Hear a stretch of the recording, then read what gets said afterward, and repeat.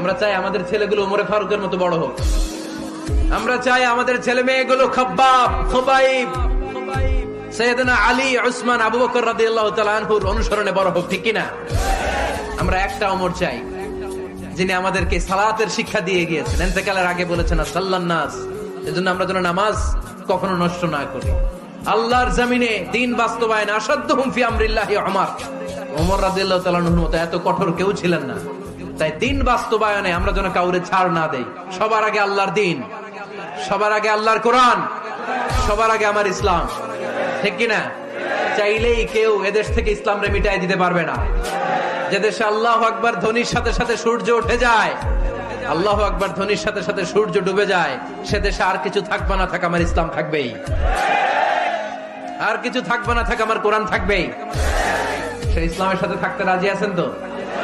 কোরআনের সাথে থাকতে রাজি আছেন তো?